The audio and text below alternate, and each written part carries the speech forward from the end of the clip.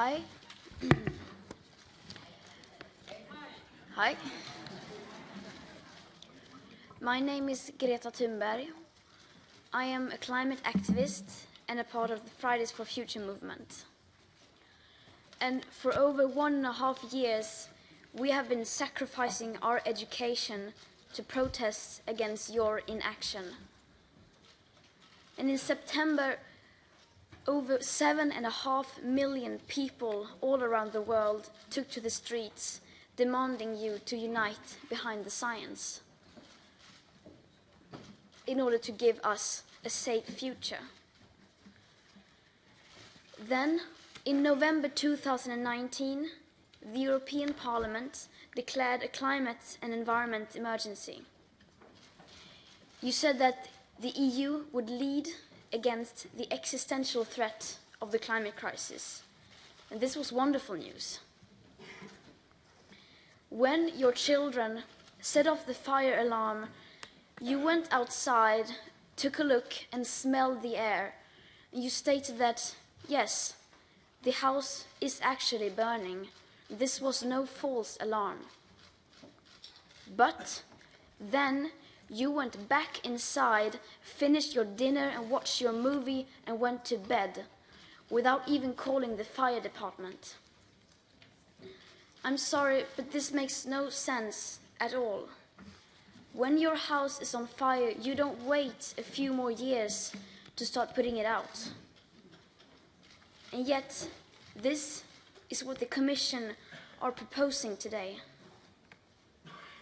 When the EU presents this climate law and net zero by 2050, you indirectly admit surrender, that you are giving up on the Paris Agreement, giving up on your promises, and giving up on doing everything you possibly can to ensure a safe future for your own children.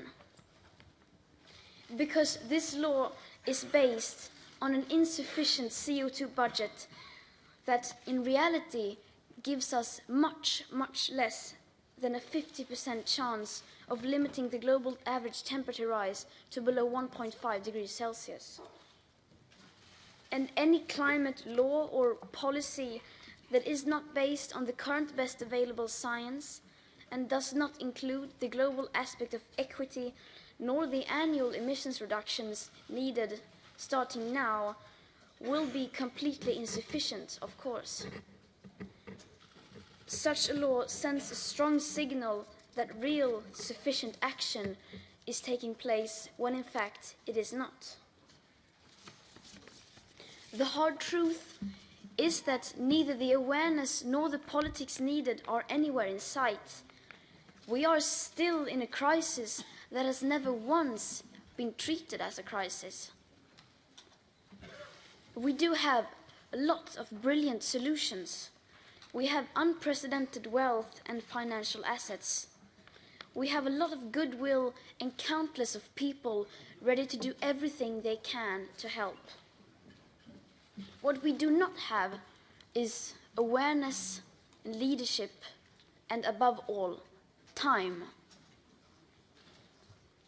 Our rapidly disappearing carbon budgets are the bottom line that sums up the current best available climate science, no matter how insufficient they may be, as they don't include tipping points, most feedback loops, equity, nor additional warming hidden by air pollution.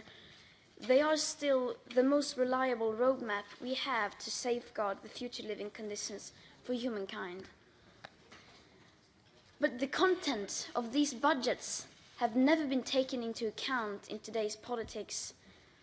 It has never been communicated in mainstream media, and yet here you are trying to create laws and policies, once again ignoring it. Pretending that your plan or policy disregarding the united science will somehow solve the biggest crisis humanity has ever faced. Pretending that a law that no one has to follow is a law. And pretending that you can be a climate leader and still go on building and subsidizing new fossil fuel infrastructure.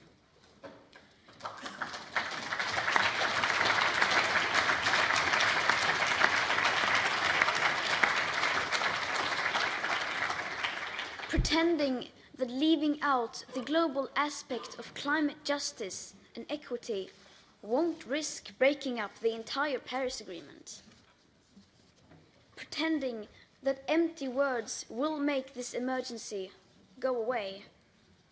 This must come to an end. No policy, plan, or deal will be nearly enough as long as you just continue to ignore the CO2 budget which applies for today. We don't just need goals for 2030 or 2050, we above all need them for 2020 and for every following year to come. We need to start cutting our emissions drastically at the source now. Your distant targets will mean nothing if high emissions continue like today's business as usual, even for just a few more years, because that will use up our remaining carbon budget before you will even have the chance to deliver on your 2030 or 2050 goals. And since these negative emissions technologies that this law fully relies on don't exist today at scale and perhaps never will, we simply need to change our behavior, change our society. And this is the uncomfortable truth that you cannot escape, no matter how badly you want to or how hard you try. And the longer you keep running away from that truth, the bigger your betrayal towards your own children. The EU must lead the way. You have the moral obligation to do so, and you have a unique economical and political opportunity to become a real climate leader. You yourselves declared that we are in a climate and environment emergency. You said this was an existential threat. Now you must prove that you mean it. And we will not be satisfied with anything less than a science-based pathway which gives us the best possible chance to safeguard the future living conditions for humanity and life on Earth as we know it. Anything else is surrender. This climate law is surrender, because nature doesn't bargain and you cannot make deals with physics.